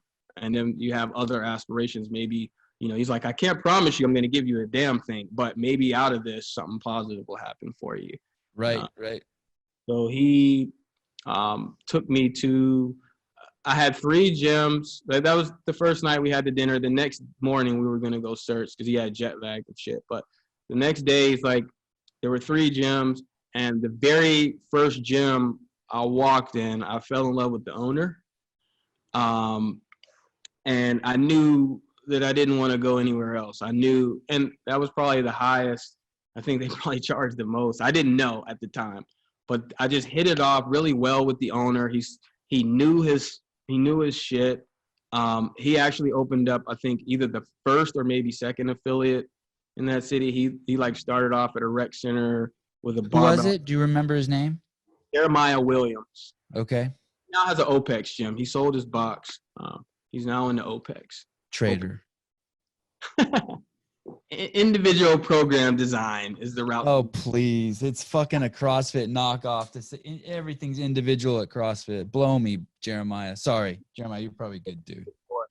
I think for him, as a business model for him, it was just, he wanted to go a different direction. But he was fully, he was into it. And I think I did like a baseline workout.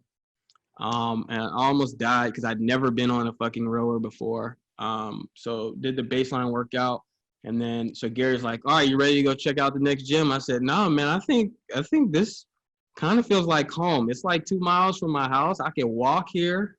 I kind of, some of the other gyms are a little bit further away." And good on Jeremiah. That's what he should do, right? I mean, every gym should feel like a healing center to every single human being who walks in there. It should feel like home and a place where they can get their health on. And so that way and good on Jeremiah. And he got you to feel that way. Him. And then even while I was doing the baseline, like, so there's like what we did in prison, and then there's like actually walking into a box. Like, it's right. For me, that would probably be like someone meeting their favorite fucking movie star. Like, I never would have imagined that this is gonna be a thing. Like, I should have been dead or selling drugs. Like, to be clear, that was the only path that I understood. But here I am, and then all these people like rallying around me. So all the things that you hear about community, like, to actually, like I said, there's like what we did in prison, which was kind of like, yeah, finish up. But then there's like legit people who've been doing this before, who don't look like me. They aren't from where I'm from, but they don't give a fuck. They just see some dude giving his best effort in the first time he'd ever walked into their gym, and they just kind of rallied. Now, I can't say it was planned because he didn't know that Gary and I were going to show up. Right. They welcomed me immediately. And I'm now like working out next to fucking policemen and soldiers and befriending and, you know, like hanging out with people that I never would have imagined, man. And then I was always a little nervous about telling people my background or my story because you don't know how people will receive you. Of course, of course. I got to tell you, when I actually, there may be one or two occurrences over the last few years where I tell someone and they're like off put by it. And it's fucking America. You could love it. You could hate it. I don't. Right. But, I would tell people my story. And the first thing they say is, man, I can't believe you were ever involved in anything like that. And then second is like, man, I don't give a shit. Like I see who you are right now and what you do. So right. a lot of misperceptions I had, and even some of it with being like with race. I think a lot of those things were kind of dispelled in this place that I called home. And I would literally run to the gym as a warm up every day. And then I went every day. Like if the gym was open, I was in that fucking gym. And even when it came to looking for jobs, if I couldn't get in the gym, I wasn't taking the job. It just like for me, for my mental health, and I just needed to be. I was happy and proud to be a member, and I knew. So when I first came in, he interviewed me, and he's like, "Hey, where do you see yourself in 5 years? In your biggest dreams, what do you want?" I'm like, man, I want to own a gym someday. I'd love to own a place like this. And you told Jeremiah this. Yeah, Gary has that on film somewhere. If you ever, awesome. So I told him like that was something I would like to do. And, you know, it kind of laughed it off, and you know, but I mean, to like sitting here talking to you right now, like this shit, you know, that was 5 years ago. But yeah, my first experience was a really good one, and the very first gym I went to. So basically you worked out there for 4 years, and at some point you said, okay, I'm ready to take the leap. I'm gonna open my own gym. I got a job as a personal trainer. The whole time I was there, I was studying for my personal training certification. I didn't know if I wanted to be an L1 coach. I didn't even necessarily know what that process was. I had talked to a couple of the coaches, but I knew one of the coaches had recommended I do like a personal training because it was a good way to like make some money. So I did it, and I was working at the YMCA, and then they opened up a gym where I am now in York. I won't even name it, but they opened up this other like franchise big box gym, and I was there. What I liked about it is because they were open, all the trainers were on equal playing field. So I did really well because I became like the guy with the CrossFit t-shirts on. So anyone that was interested at all, if they had a bad experience or a good experience, or if they heard a friend doing it, anyone that was interested in CrossFit, when they walked into that place, like I was the guy that wanted to talk to. And a lot of the other trainers, they didn't necessarily agree with the methodology of CrossFit. They're like traditional. Was this like at a Planet Fitness or 24-hour fitness? What was this? Crunch Fitness. Crunch. Okay, so you're teaching CrossFit and had you taken your L1 yet? No. Oh, okay. I would make that distinction of like, hey, like I don't have an L1, I'm a personal trainer, but I know some of those movements and I can teach you. And I had spoken to Gary about that, and he let me know, hey, just don't fucking say it's fine. It's fine. Yeah, but that's the story.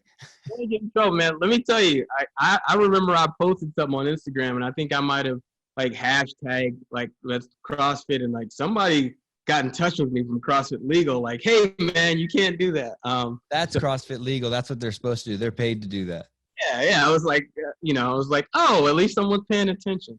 Right. So, and now you're an affiliate owner, and now you know why. They're there to protect you. Yeah, don't fucking tread on. Yeah.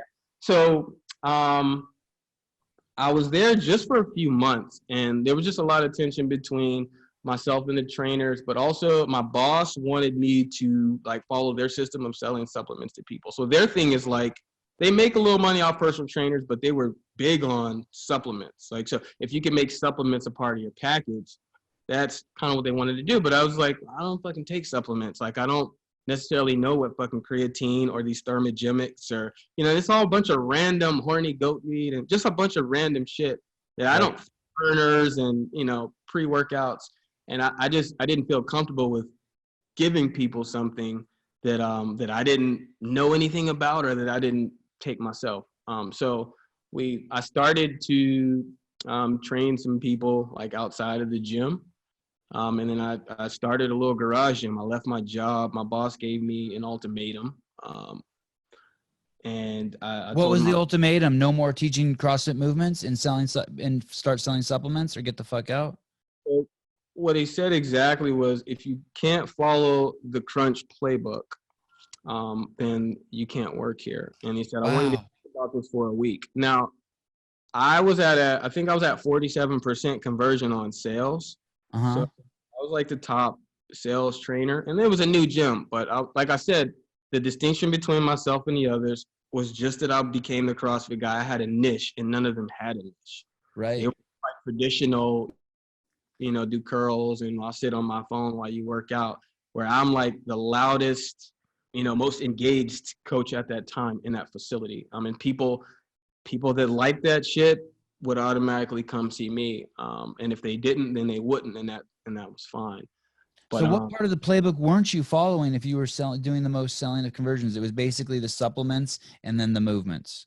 so that, and then they have a system where when you do your, which I guess you could call a no sweat intro now, but you do like a free intro and you sit people down and you help them create like a fitness avatar. And there's like this 30-minute presentation that you have to give. And it's a presentation, by the way, that they don't fucking pay you for. So you're sitting there with that person. Actually, no, I'm sorry. They pay you half your rate. I think you maybe get $5 or something like that for that half an hour. Now, so for me, it's simple math. I know I want to make X amount of money for an hour.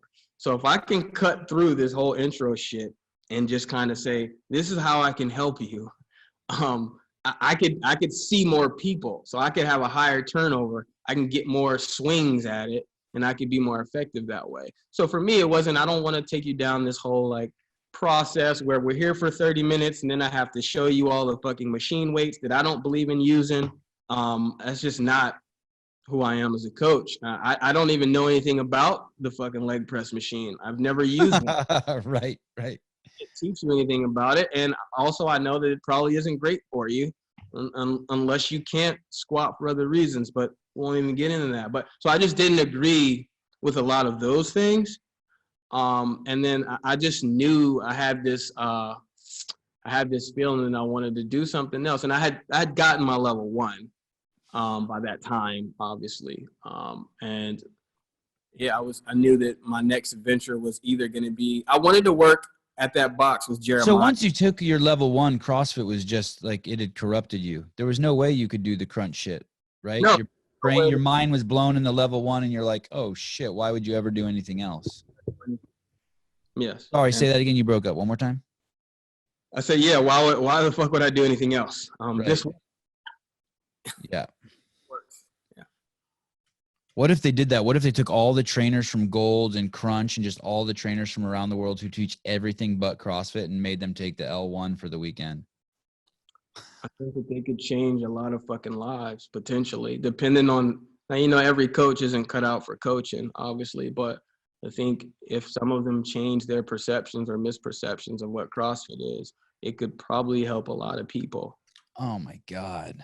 I don't know anyone. I took an L1 on accident. I was just going there to film something, and then it just exploded my brain. I was like, oh my God. And then I had my mom take it, and my mom,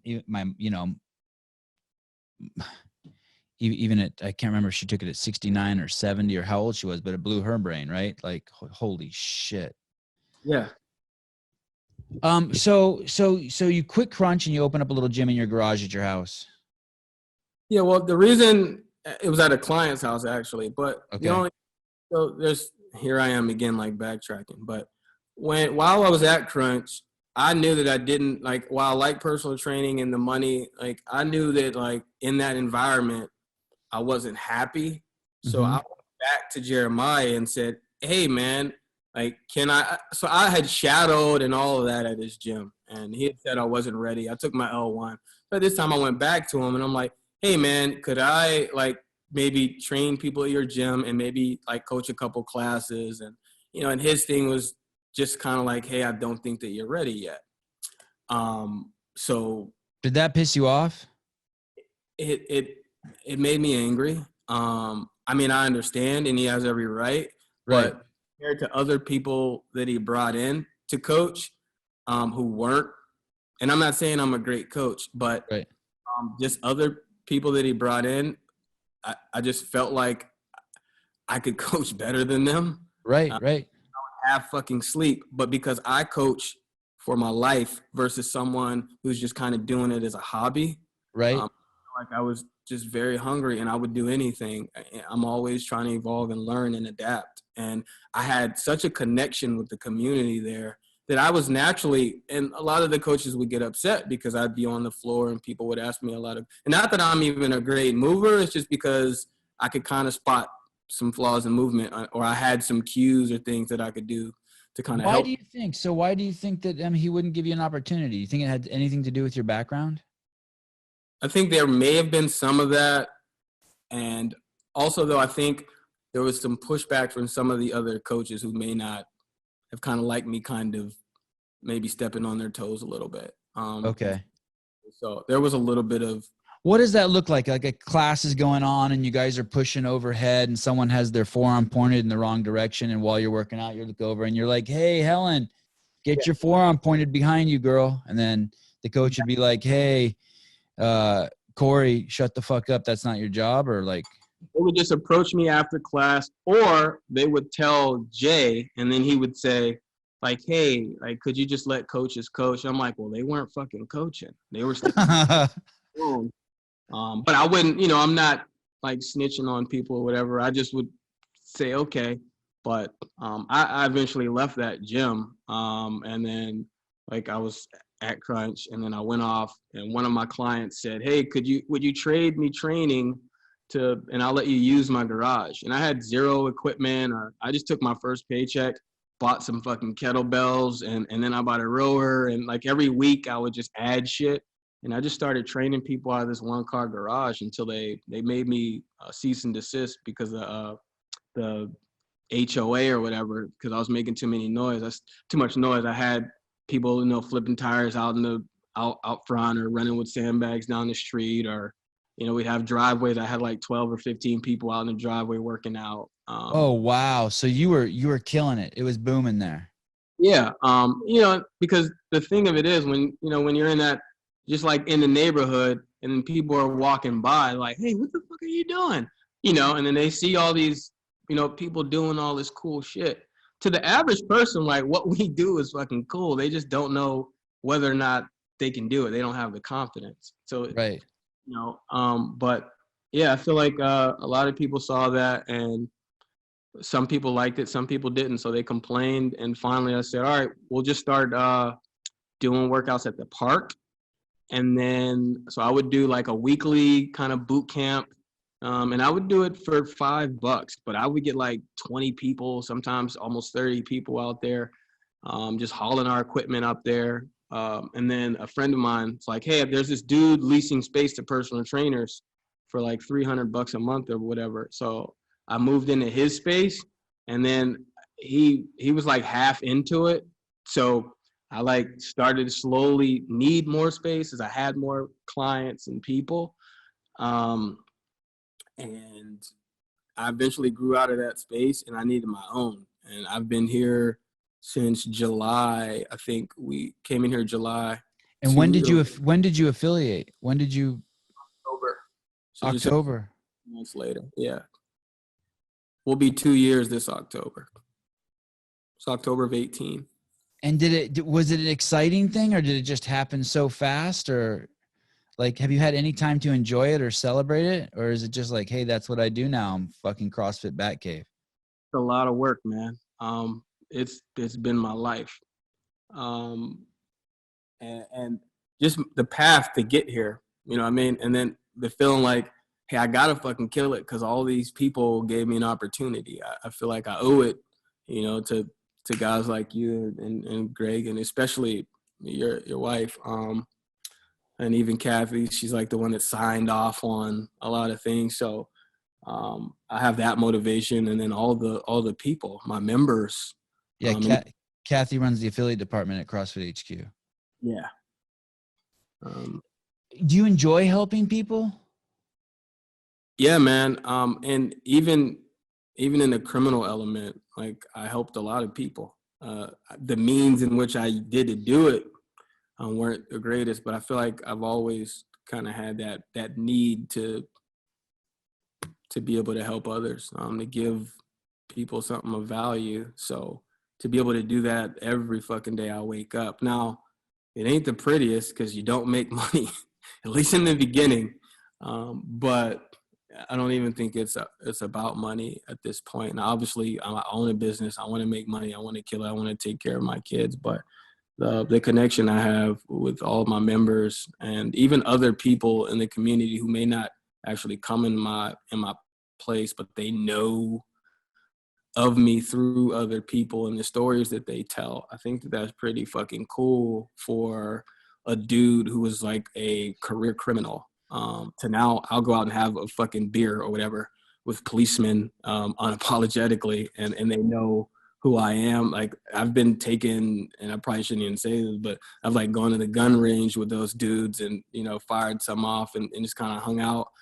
We have a program where a chapter of the Weekly Fight. It's a program that helps raise awareness for soldiers that suffer from PTSD. I have there's just so many great stories, man, and I think that's what a lot of gym owners like.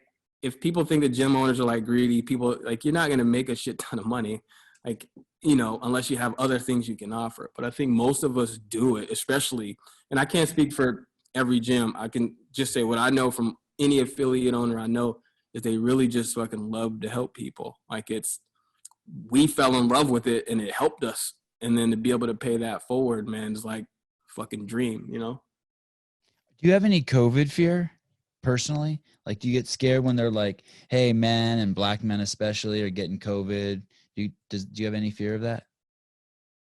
So I'll tell you, initially I'm like, what the fuck is this? This isn't real. I was one of those like, man, this is like a hoax or it's going to go away. Like and then like you start to see all the news for those that watch the news and you see all these, you know, bodies and people dying and doctors. And like, so I was a little bit nervous. And then they had that study that came out with like, I don't know, 60% of African-Americans or something. So you kind of look at that shit and it gives you pause. But then my mom was diagnosed positive. And so then I had to, you know, go and get tested. And then at the time I wasn't feeling well. So I thought that I fucking had it. But it turned out I didn't have an upper respiratory infection, but as did my daughter. But my mom was sick. But just watching her go through it, like it's, and I don't want to say that it'd be irresponsible of me to say that it's not serious because it affects everyone differently. But just after watching my 63-year-old mother go through it, who I guess because she's African American or whatever they fucking say is at high risk, and the way that she's been able to handle it and get through, and a lot of her coworkers and friends, from what I know, the people that have, you know, had worse are usually people with some really shitty, I shouldn't say shitty, but they just aren't healthy to begin with. But my mom, who doesn't exercise, that's not her thing. She works a lot. She eats healthy. You could never talk her into any movement other than going for a walk. And we do that now. Every other day or so, she and I will just go walk just so she can get out and get out of the house because it drives her crazy. But now, man, I'm to the Son, point. good job doing that. You are a good son. Every son should do that. Spend every other day with his mom. Anyway, go on. Sorry. Gave me life, brother. Yep. We can talk about like, was it a great life? But without her, man, I wouldn't be here, man. And she So supported she me. recovered, is what you're saying? She's fine. She's actually looking for another job because her job has been pressuring her to get back to work, where she got sick because she works in a nursing home where they had, I think, 80 some people, it's probably higher now, that passed away, and like 10 or 12 workers tested positive. So it's a hot spot, and they didn't fucking tell them in the beginning. They just started to like section people off and didn't really tell them what was wrong. So really negligent behavior. So my brother and I have been Wait, trying to, 83 people died in your mom's nursing home yeah, where she resident. works? Residents. And did any of the employees die? No employees have died. So, there's things people don't want to be accused of in this world. They don't want to be accused of being a pedophile. You don't want to be accused of being a rapist, and you sure the fuck don't want to be accused of being a racist. Those three things are like, fuck, you just don't want to deal with that shit. Yeah. And so I think a lot of people like, and no one wants to talk about pedophilia because it's disgusting, and rape is horrible. No one wants to talk about that, brings up crazy emotions. And then no one wants to talk about racism because they're afraid they're going to say something wrong. That being said, I'm going to embark on a little conversation here. Then I listen to the New York Times Daily. It's a podcast. Are you familiar with it? Yeah. And they had a lady on the other day, and she said that she was going to say the three main reasons why she thought COVID was affecting the Black community. She ended up giving 4 reasons.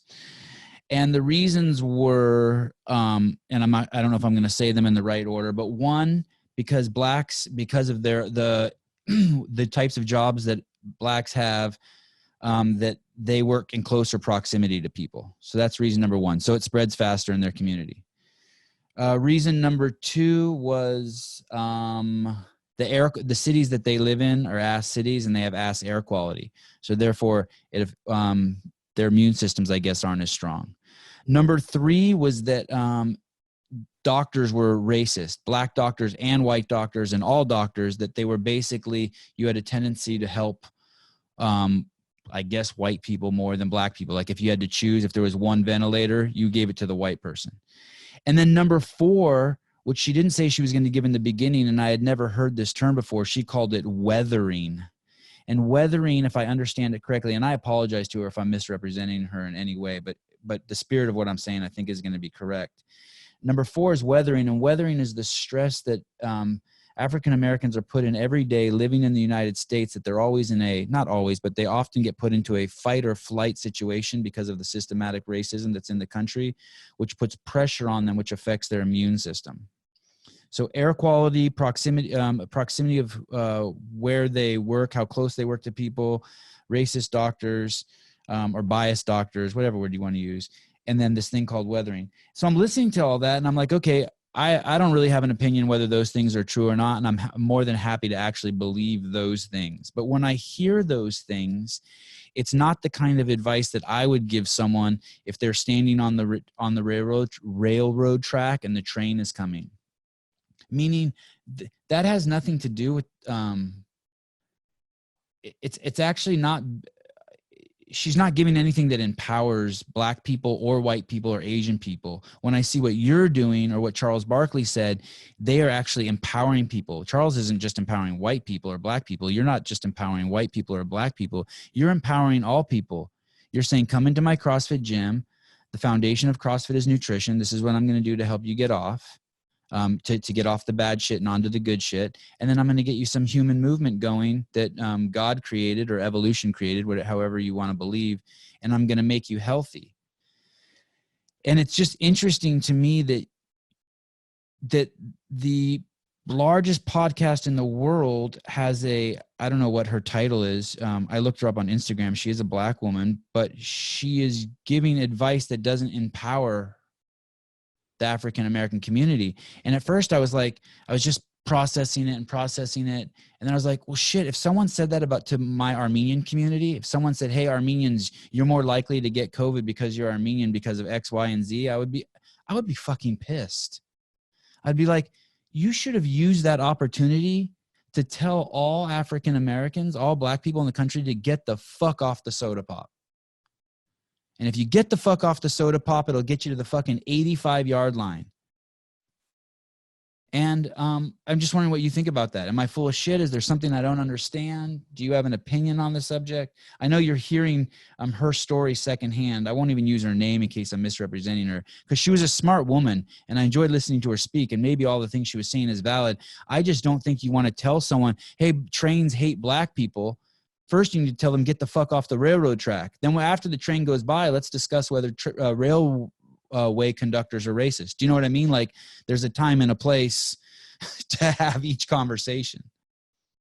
Yeah. So I could understand with some of what she's saying as far as, working in close proximities, and because usually people are in people in inner cities, and that's where this shit is happening. It ain't happening in fucking Wyoming. They're not Right. pulling. They're pulling it from these where people are just closer together. Like people just live and work in an Like your environment. mom, where she works, right? Exactly, 100%. But Mom to was a get perfect example of that.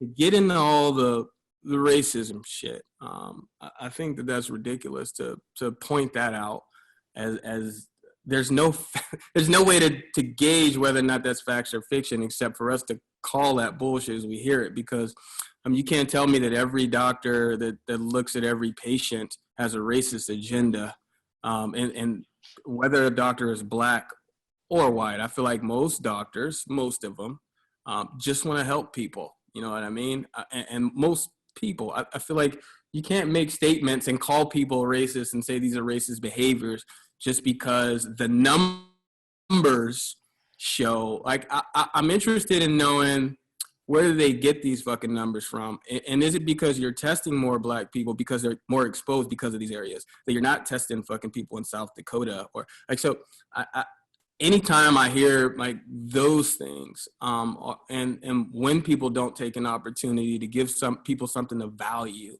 and almost devalue them, I take an issue with that. And Yeah. I guess my point isn't whether what she's saying is true or not. My point is do you think your genetics as a black person makes you more disposed to COVID? Or is it the fact that culturally in the black community, there's more soda pop drinking, or there's more, and I use soda pop as a metaphor for just like to me, COVID is just a lifestyle killer, just 100%. Like if you have a shitty lifestyle, this thing's coming to get you. And if you're healthy, you're like, I've only heard of one CrossFitter in 162 countries and 15,000 gyms dying. Why is that? Not because we don't eat sugar, but because we try not to eat sugar. My mom pointed out that distinction to me. We try every day to eat a little bit better. And that's why this thing's not killing us. We're getting it. We work out in gyms close to people.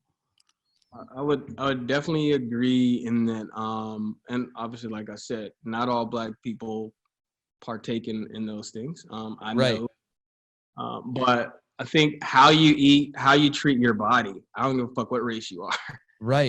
That is what we can see for a fact is it is usually the people that are most vulnerable are the people that don't take care of themselves. And I don't think it has a color or, COVID doesn't give a fuck if you're black, if you're Asian, if you're white. COVID is, hey, you're fucking compromised and I can fuck you up. And if you're not, then I can't. And not that you won't get infected, but maybe that it just won't fucking kill you. And I think for people to be so afraid, I think you need to take a look at, do you have those risk factors and what can you control within those parameters? Like, can I make better choices with how I eat, how I sleep, whether or not I move? Even though they're trying to take all that away from us right now. But I think I would look at that. And if I were someone given that opportunity to speak to people, I would just say, like, it has a lot to do with how you take care of yourself. And obviously, I'm not a doctor, but as someone who's in decent shape and who eats good, maybe most of the fucking time, I was in a house the entire time that my mother was sick, and I didn't wear a fucking mask. And I know people are gonna call me irresponsible, or whatever, but I'm not sick, and I haven't gotten anyone else sick around me. Not one member of my gym has contracted COVID. We're closed now, but like in the early beginnings, if I had any exposures, like no one's gotten sick other than like my mother, and she handled it well. So I think if I hate to say like we as people, because it's not my responsibility. I'm just trying to help as many people as I can, whether or not they're black, whatever. But I think a person of color, telling other people of color these things and giving them that information only does them a disservice and marginalizes even further. But that's another topic. But in my opinion, I would tell anybody, like I said, any color, the better you take care of your bodies, the better off you'll be. And that's not only for COVID, but just in life in general. So my last question, Where do you see your gym in the next 5 years? What you're doing? Do you think that the world is going to be like, oh shit, I'm jumping on a CrossFit lifeboat now? So because this thing's going to be here for 1,000 years, man, and in some form or another. And I don't think this is the last virus that's going to be whacking the unhealthy. Part of me thinks we've just reached a tipping point of unhealthiness. Where do you see your gym in the next 5 years? So I think that people are starting to understand now more than ever, unless they keep watching the news. But I think people understand now more than ever how important it is to take care of themselves. And I think that for gyms, places like ours that are all about nutrition and movement, I think that we have this tremendous opportunity to help even more people than we ever have, because people see the value in that now. Even if you just look at the way that people are engaging in online workouts, and I don't think that it's just because they're bored. I think people really do want to take better care of themselves, and maybe, and there'll be those that don't, but I think that we'll have an opportunity to grow. We just got to adapt to the times. I think there'll be some things that change, but I definitely see this as an opportunity for those of us that can make it on the other end of this thing, to grow and to help even more people than we ever have. Do you feel qualified and prepared to handle a 52-year-old woman who's 80 pounds overweight come into your gym? Can you make her feel at home and start her on her journey? 100%. It's awesome. What's the biggest, I guess you're somewhat a new gym, but have you had any big weight loss stories besides your own? One of my coaches, who actually started off as a personal training client of mine, she had already done some stuff with fitness, but she's lost like almost 90 pounds total. But with me, probably about 55 or 60 pounds. And she's actually become a coach, and she's 54 years old. She was never an athlete, or she had a friend died, and at 50, her friend died at 50, and it made her scared. So she started to do like group training, like, small group kind of Zumba, and which kind of helped in the beginning, but she, got bored with it. And then she saw me at that other gym doing like a small group. We do like small group training. And of course I would 100% do CrossFit without calling it CrossFit. This is just my workout of the day. But she took one of my classes and then asked me about, training and what my thoughts were. And she's been with me ever since and been a key contributor in my company. So. It's awesome. Well, thank you, Corey. That's 2 hours and 4 minutes. Holy shit. Didn't realize it, man. You make it go by. Pleasure talking to you. Thank you so much. No, thank you, brother. Congratulations. You've done a lot of good in this world. Thank you, man. Thank you.